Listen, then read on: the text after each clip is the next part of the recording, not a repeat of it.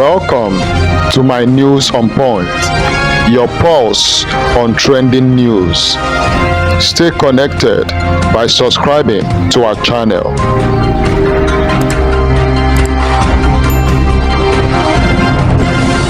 How many of you remember Chibok girls? This guy was one of the soldiers that was sent to rescue Chibok girls when they were kidnapped by Boko Haram. And what this guy is about to reveal is going to blow your mind. This is his experience. Bro, I can't believe you're one of the soldiers that was sent to rescue Chibok girls. I am. The security situation of Nigeria, do you think it's going to get better anytime soon? Honestly speaking, I don't think it's going to get better anytime soon. Why do you say so? Because it's deeper than what we think. It's deeper than what people see. Because there are a lot of players behind the insecurity going on currently in Nigeria. People that are supposed to fight the insecurity, they are behind it. Can you tell us some of the things you experience that is making you speak this way? I'll give an example. In Zamfara, we had an intel about a particular guy that manufactures AK-47. So we got the order to go arrest this person. When we got to the community, we saw this man with more than 50 AK-47. Wow. He has lived almost all of his life in Russia. He knows how to manufacture weapons. So we arrested this guy, and 15 to 20 minutes later, we got a call from someone at the top, and we were ordered to release him at that spot. And not just to release him, to escort him back. So we had to let him go instantly. Wow. That is just one of the things we face, because as soldiers, we obey orders, we don't question orders. So if we're ordered to do something, we do it. If we're ordered to release somebody, we just follow the orders. I can't believe this. What are some of the other things you've experienced that has made you concluded that it will be difficult for insecurity to stop in Nigeria? You know, I've worked with some paramilitary as well. Not just the army. Like, the army is not just responsible for the insecurity in the country. Like, I've worked with paramilitaries, and I have seen a situation whereby police were called that they were robbers, that some robbers were robbing people on the highway, and they received a call not to disturb those robbers. Are you serious? Honestly. Jesus Christ, I find this hard to believe. That's why I said it's deeper than what people see or people think. If you're not in it, I just feel like insecurity for now is not going anywhere.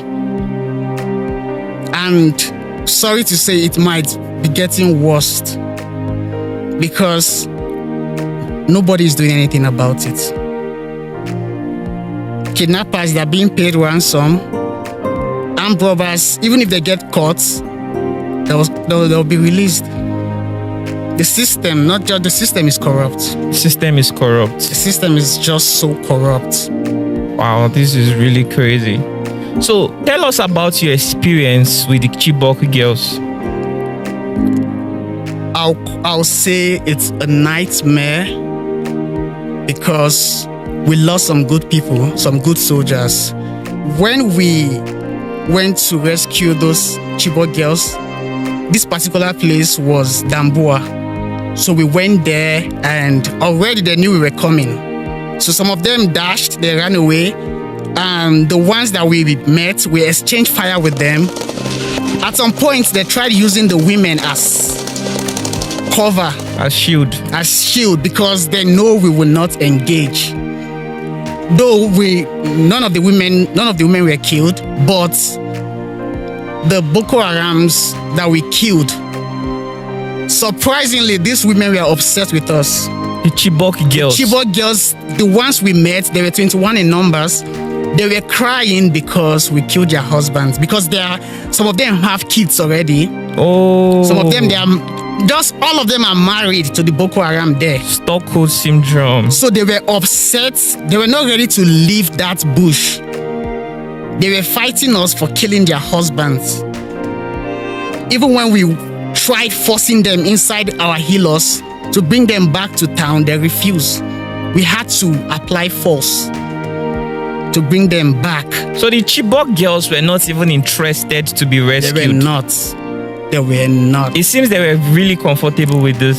They were okay there because they had fallen in love with the bandits. I just don't understand the reason why, but we were all surprised because we came to rescue you people, but they were fighting us because we've killed their husbands.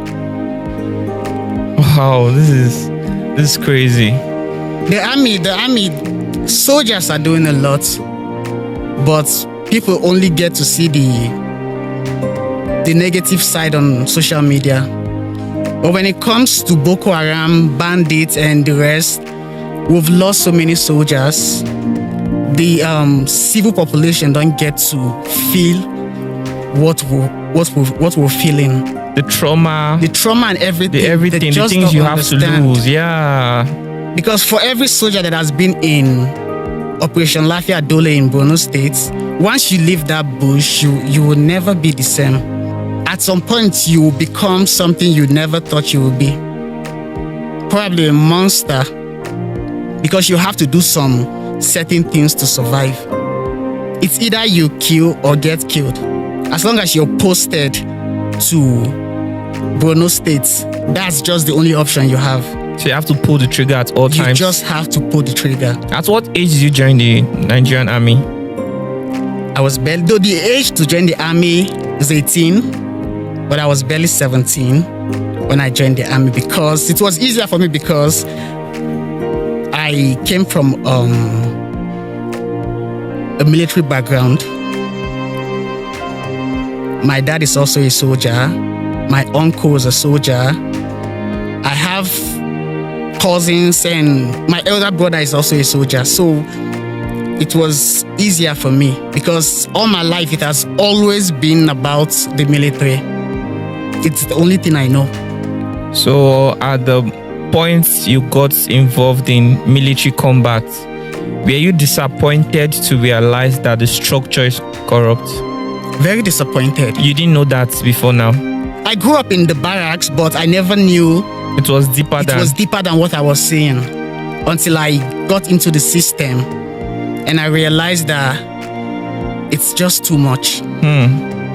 It's just too much. I never thought that I was in secondary school when Boko Haram started their struggle.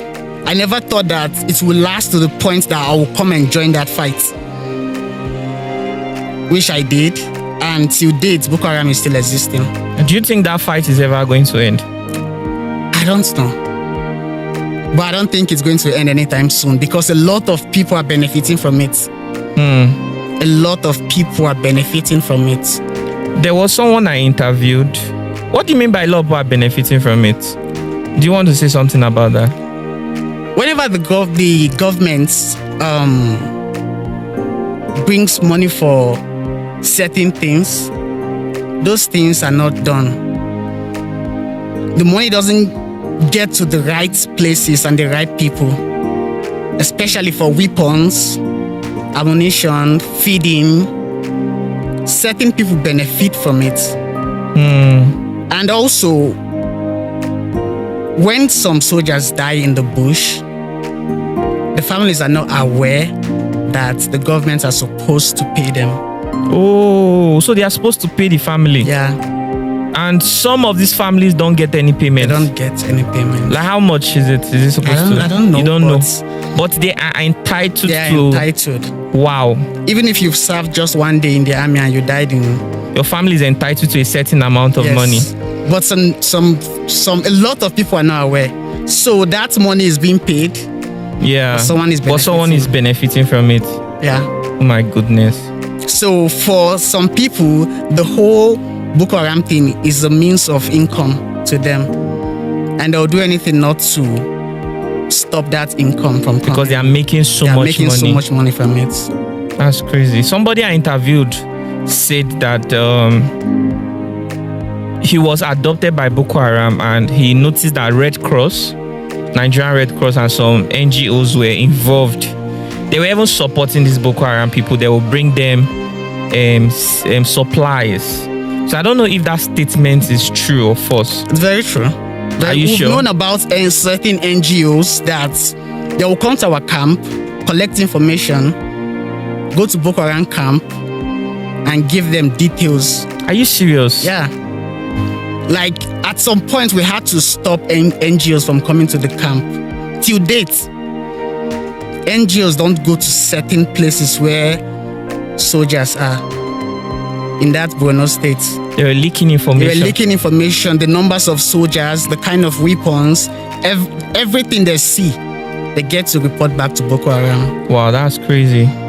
So it's what that person said. He's right. It's true. And it's possible these NGOs are making so much money too. Yeah. From this insurgency. They are making money from it too. That's why I said a lot of people are benefiting from it. A lot of people. Wait, why are these NGOs supporting these bandits, this Boko Haram? Because it's a means of income to them. And they give them supplies. Yes. There are people that also contribute to these NGOs because so many people have lost their homes. So many people in Borno State don't have a home right now. So many people would donate to these NGOs thinking they are helping these people. But the NGOs are helping themselves. But they still have some NGOs with good intentions. Yeah. But most of them are corrupt.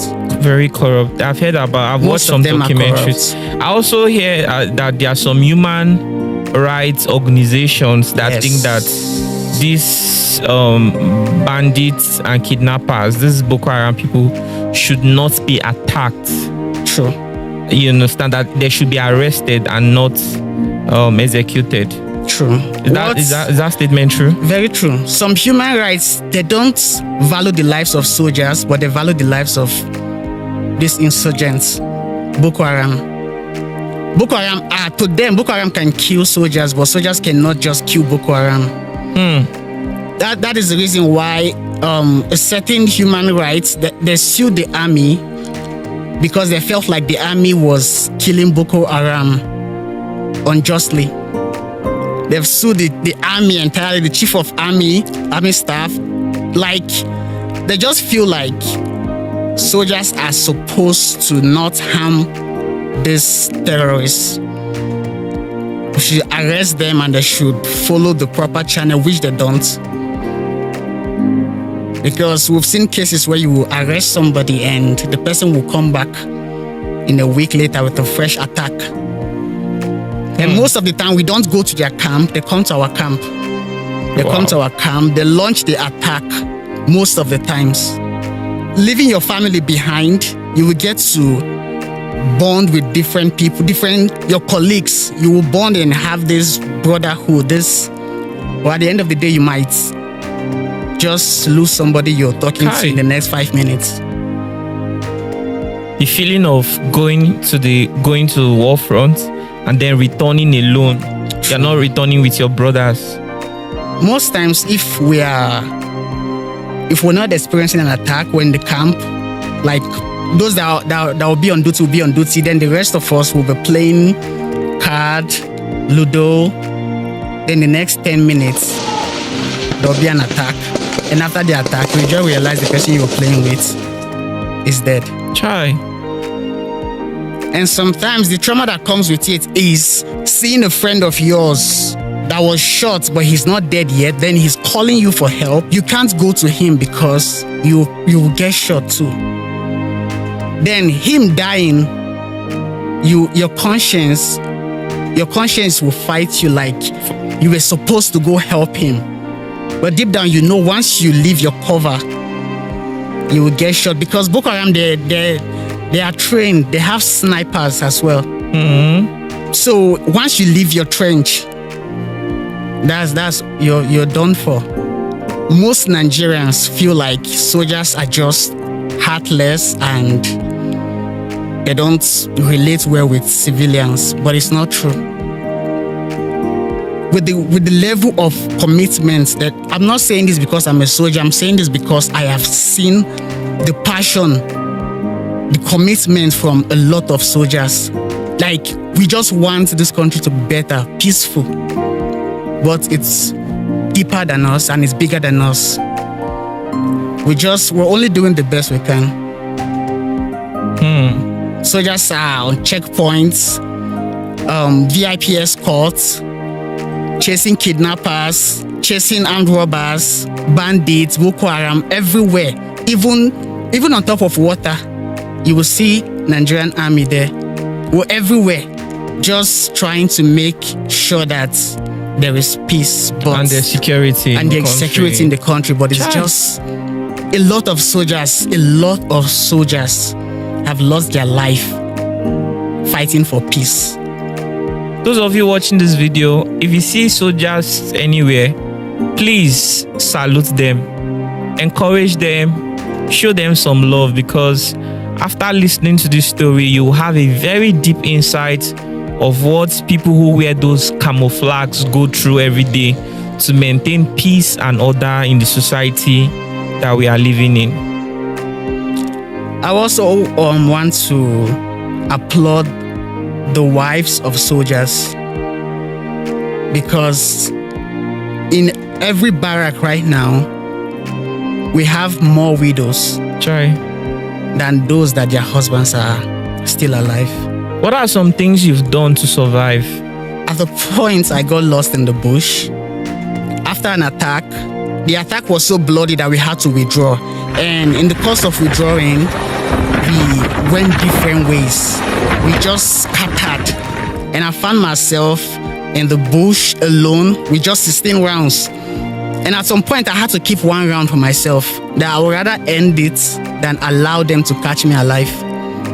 So I had 15 rounds in the chamber, in my magazine, then one round in my pocket. That if worse comes to worse, I'll end it, because it will be more brutal if they capture me alive. So I was in the bush for 3 days, searching for a way out, and because of thirst, I had to drink my pee. I drank my urine because of thirst, and I got to a point I had no urine in me anymore. I could not pee anything. No food, no water. And God so kind, there is no food, no water, nothing. And I passed out the third day. I had no idea where I was. I just passed out. And when I woke up, I was in the headquarters, and I was told a Fulani man brought me. He brought me, I was on top of his camel. He carried my weapon and brought me back to our headquarters. I don't know how he looks like. I didn't see him, but the Fulani man saved my life. Yeah, wow. I was vulnerable. He could have taken my weapon or killed me instantly.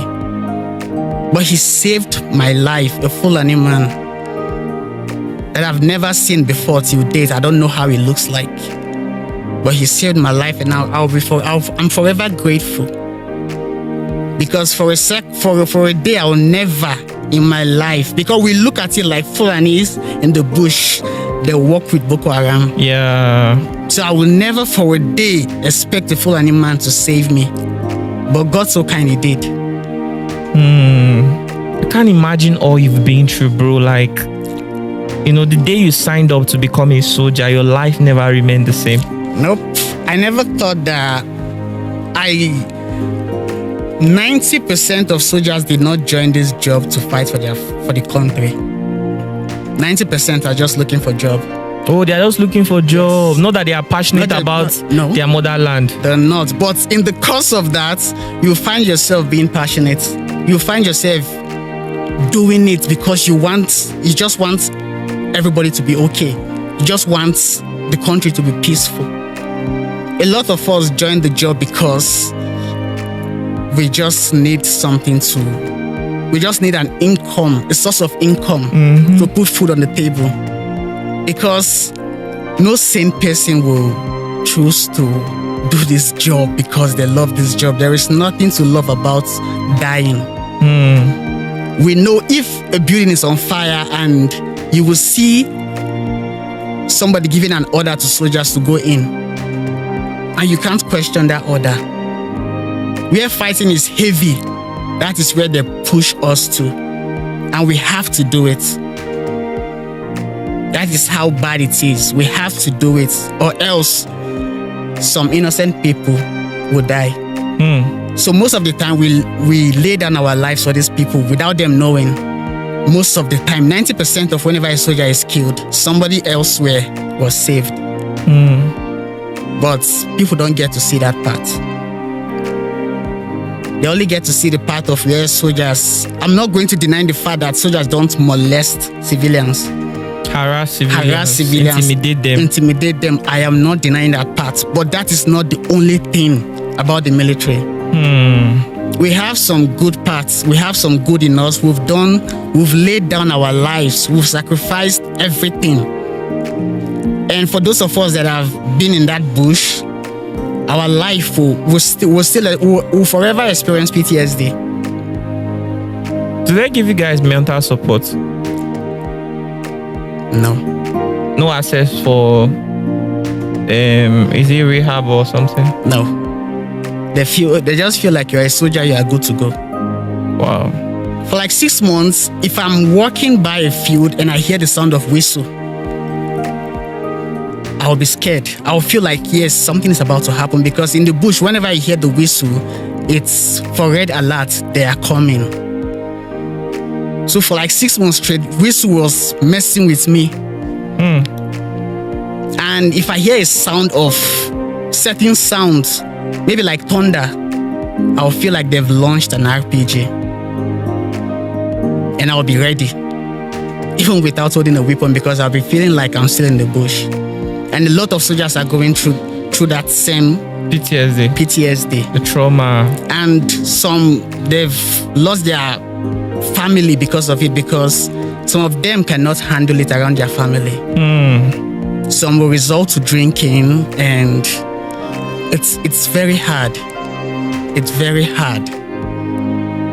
Some don't get to sleep well because it's always nightmares. Seeing friends that you've lost. It's so difficult for a lot of soldiers. Wow. The people who kidnap and the Boko Haram, are they the same thing? We believe that, most of the times Boko Haram, they have this disagreement within themselves. They get to break up. Why some will go to another state and form a different thing. Those ones we call bandits. They will leave Borno State, go to other states like Zamfara, Kaduna, Bauchi, and all those northern area, and start kidnapping people for money. Boko Haram, they don't kidnap for money. They don't call for ransom. But bandits, once you break from that group, you're no longer funded. You need to create your own funds. So they just dive into kidnapping, collect ransoms, and the way it's going, we think that some of these bandits are now being funded.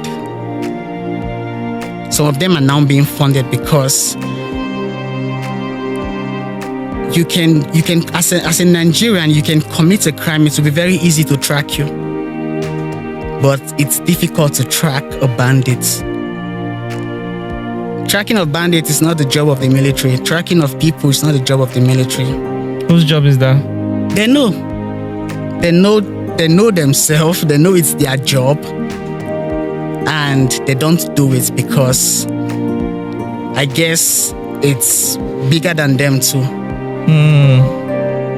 That is the reason why currently you see bandits coming on TikTok, on live video, do giveaway, flaunting their weapons, and nothing will happen to them.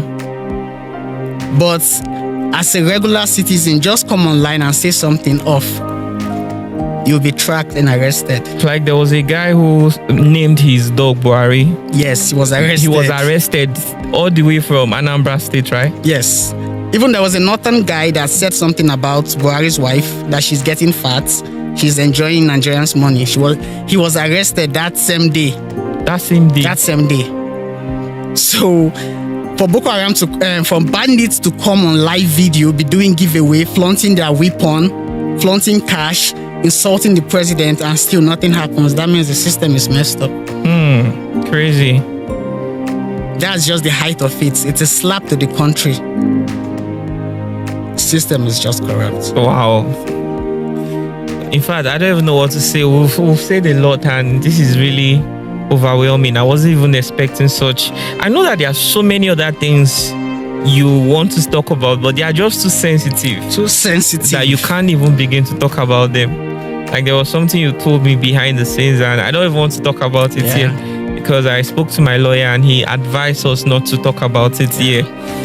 If we were to talk about it, Jesus Christ, I am not sure some of you watching this video will be comfortable anymore. So it's best not to even bring it up. Wow, this is really crazy. And we have a lot of corrupt people in this country. A lot.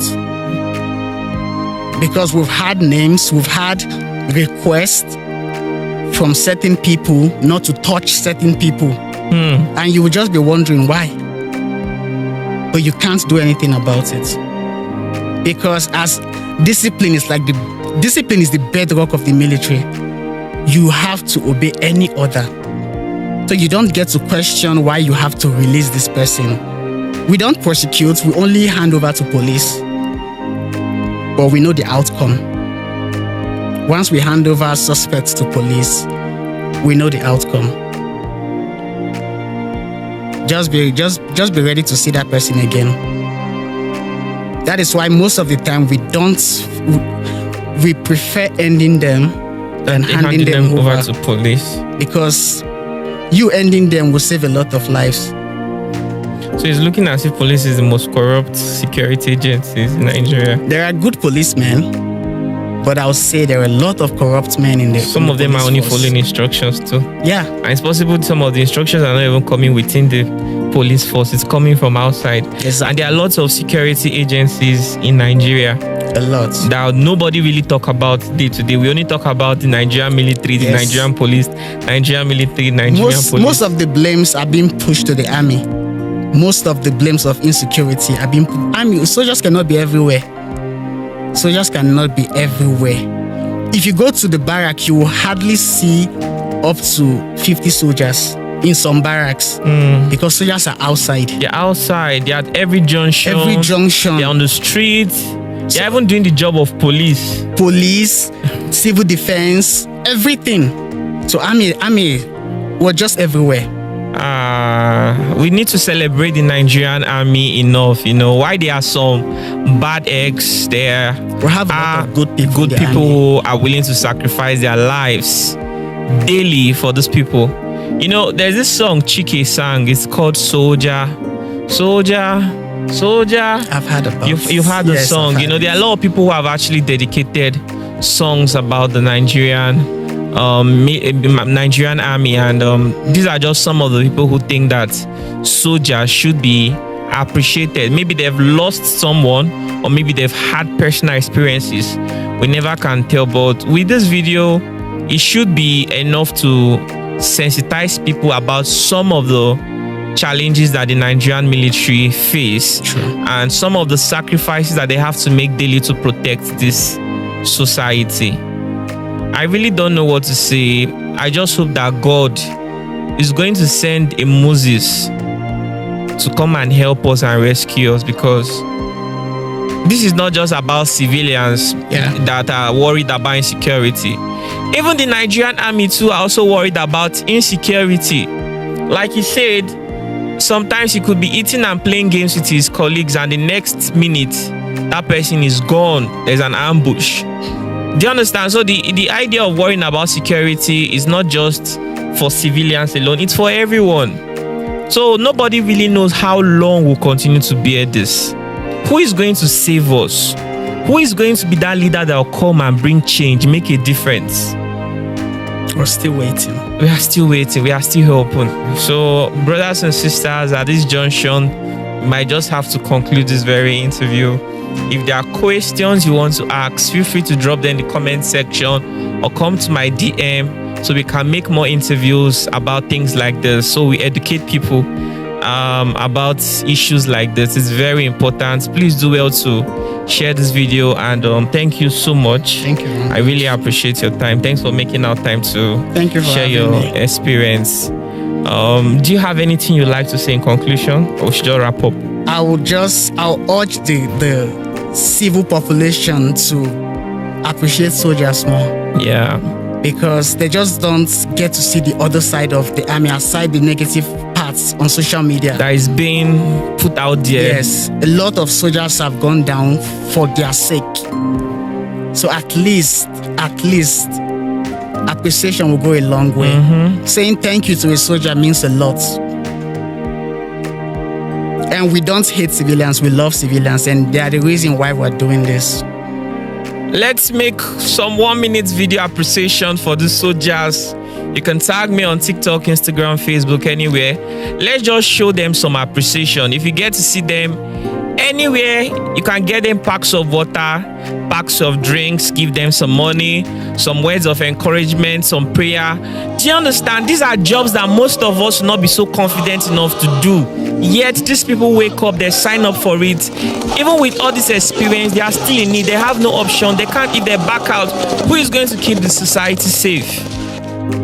Yet these people are underlooked, underappreciated, and undervalued. It doesn't have to continue this way anymore. My brothers and sisters, I firmly believe that I've created a community of positive minds. Let's make this video go as far as it can. And to everybody who has watched this video, I hope your perspective change about the Nigerian soldier, because this is just one perspective. Let's begin to show them love and appreciation. Let's give it to them. They've never had that so much attention of people appreciating them, rather people pulling them down. So let's give them their moment this time around. Thank you so much for watching this very video. We'd like to say bye to our viewers. Bro, let's say bye to the viewers. Bye, and thanks for watching. See you in the next episode. This is the Nigeria we are today. If you love this video, kindly give it a thumbs up, share it with your loved ones, and don't forget to subscribe to our channel for more videos. Thank you and stay blessed.